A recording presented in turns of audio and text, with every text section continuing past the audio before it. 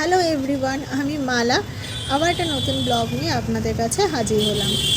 সকালবেলা মেয়েকে স্কুল থেকে যখন দিয়ে ফিরছিলাম, মিয়ামুড়ির ওখানে দেখি বিশাল লাইন। সকাল 9টা থেকেই মিয়ামুড়িও খুলে দিয়েছে। আর কিসের লাইন সেটা আমি তখনও পর্যন্ত জানি না। বাজারে গিয়ে আজকে যেহেতু ছিল সোমবার, তেমন মাছ টাছ কিচ্ছু নিয়ে বসেনি। যেটুখানিও বসেছে সেটা মন মতো হলো না, তার জন্য আর মাছ কিনলাম না, একেবারে ডিরেক্ট চলে গেলাম সবজি কিনতে। সবজি বেশ যাওয়ার ছিল, সেটাও মন মতো ছিল না। আমাদের এখানে জানেন তো, সোমবার করে বাজার হাট তেমন বসে না, কেন সেটা আমি জানি না আজ পর্যন্ত। সোমবার দিন আসলেই যেন বাজারে আকার লাগে, সব কিছুই অল্প অল্প করে পাওয়া যায়। তা যেটুখানি পাওয়া যায় নিতে হয়, সেটুখানি নিয়েই বাড়ির দিকে চলে আসলাম। আবার মঙ্গলবার দিনকে বাজার যাব বলে ঠিক করলাম। বাড়িতে আসার সময় একটা পাউরুটি কিনে নিয়ে এসেছিলাম। মানে ভেবেছিলাম যে পাউরুটিটা দিয়ে আজকে আমি বাটার টোস্ট খাবো, কিন্তু যা ভাবি সেটা তো আর হয়ে ওঠে না। বাড়িতে গিয়ে বরের আবদার হলো সে কিনা ডিম টোস্ট খাবে, কেননা আজকে সকালবেলা মেয়েকে টিফিনে ডিম টোস্টই দিয়েছিলাম। তা ওটাও দেখেছিল, তাই ওর ইচ্ছা হচ্ছে ডিম টোস্ট খাবে। তাকে যখন ডিম টোস্ট দিলাম, বাড়ির সবাই ডিম টোস্ট খেয়ে নিল।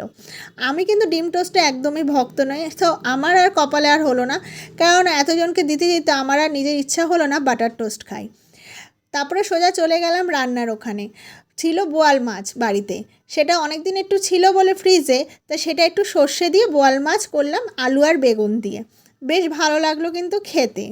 আর এদিকে মেয়ে স্কুল থেকে চলে এসে স্নান টান করিয়ে দেওয়ার পর সে তার দুষ্টুমি করা শুরু করে দিয়েছে। আজকে দুপুরে মেনু ছিল এই যে সেদিনকে বেগুন পাথুরি, বোয়াল মাছের ঝোল, আর এখানে ছিল চাটনি, আলু ভাজা, পালং শাক আর ডাল। আজকে আইটেম কিন্তু অনেক হয়েছিল, আর রান্না করতেও কষ্ট হয়েছিল আমার।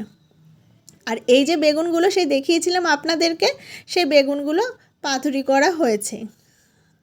সব কিছু সেরে সন্ধ্যাবেলা বেরিয়েছিলাম ছাই আনতে। সেদিনকে দেখালাম না শ্বশুরবাড়ি থেকে কতগুলো মাছ এনেছে জ্যান্ত, সেগুলো জিয়ে রাখা হয়েছে, সেগুলো তো কাটতে হবে না বসে, তাই ছাই না হলে তো জ্যান্ত মাছ কাটা যাবে না। তো আমাদের পাড়ায় একজনই আছে যাদের কাছে ছাই পাওয়া যায়, তো তার কাছ থেকে ছাই জোগাড় করে নিয়ে এসে এই যে মাছগুলো কাটতে বসে গেলাম সবাই মিলে।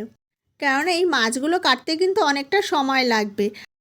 আর আমি জ্যান্ত মাছ যেহেতু কাটতে পারি না, তাই পুটির মা আমাকে হেল্প করলো মাছ কেটে দেওয়ার জন্য, কেননা সে মাছগুলোকে মেরে দিয়েছে আর আমি আর মাসি মিলে কেটে ফেলেছি।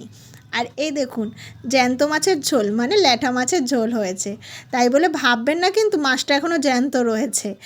এই যে মাছের ঝোল খেতে কিন্তু বেশ ভালো লাগে, তাও একটুখানি পাতলা করে হলে। আর মূলো শাক ভাজা করেছে। জানি রাত্রিবেলা শাক ভাজা খেতে নেই, তাও লোভ সামলানো যায় না।